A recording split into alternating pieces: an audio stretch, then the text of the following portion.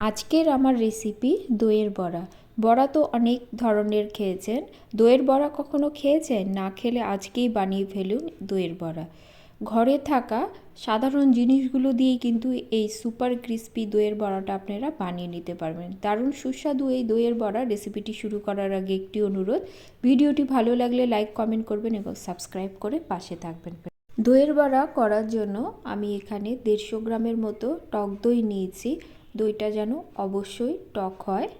আর নিয়েছি চালের গুঁড়ো। এখানে আমি গোবিন্দভোগ আতপ চাল গুঁড়ো ব্যবহার করছি, আপনারা আপনাদের পছন্দ মতো চালের গুঁড়ো নিয়ে নেবেন।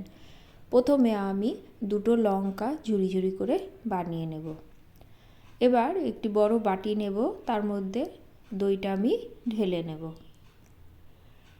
একটি গ্রেটারের সাহায্যে ভালো করে দইটা ফেটিয়ে নিতে হবে। একই দিকে যেন দইটা ফেটানো হয়। দইটা ফেটানো আমার 5 থেকে 6 মিনিট হয়ে গেছে।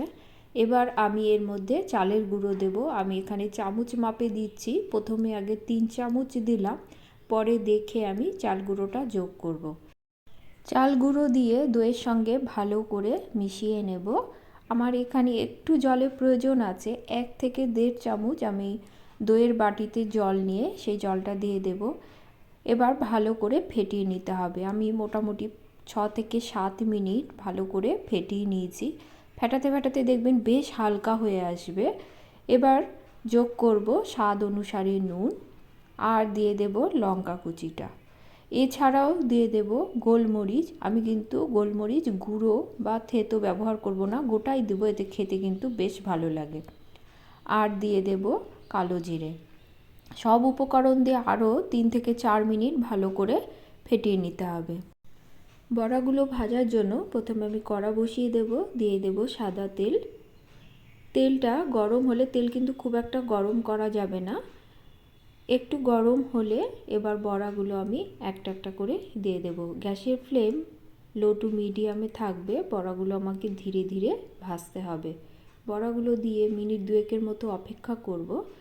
তারপরে খুন্তির সাহায্যে আলতো করে চাপ দিলে দেখবেন বড়াগুলো সব ভেসে উঠবে। এটা যদি তেল বেশি থাকে সেক্ষেত্রে খুন্তিরও প্রয়োগের প্রয়োজন নেই, একা একাই উঠে যাবে। আমি তেলের পরিমাণটা একটু কম আছে, সেই জন্য কিন্তু আমাকে খুন্তির সাহায্যে একটু করে উঠিয়ে নিতে হলো। ভালো করে উল্টাপাল্টা করে দেব, দিয়ে আরও 3 থেকে 4 মিনিট আমি রান্না করে নেব। দেখুন বড়াটার কি সুন্দর একটা কালার এসেছে। আজকের এই দারুণ ক্রিস্পি এবং টেস্টি দইয়ের বড়ার রেসিপিটি আপনাদের ভালো লাগলে বাড়িতে তৈরি করার অনুরোধ রইল। আমার বড়াগুলো কিন্তু হয়ে গেছে। এবার আমি তেল থেকে তুলে নেব। তুলে নিয়ে গরম গরম পরিবেশনের পালা। আমি দেখিয়ে দিচ্ছি কতটা ক্রিস্পি হয়েছে আর কতটা সুন্দর হয়েছে। আজ তাহলে এ পর্যন্তই, দেখা হবে পরে কোনো রেসিপি নিয়ে। সকলে ভালো থাকবেন। ধন্যবাদ সকলকে।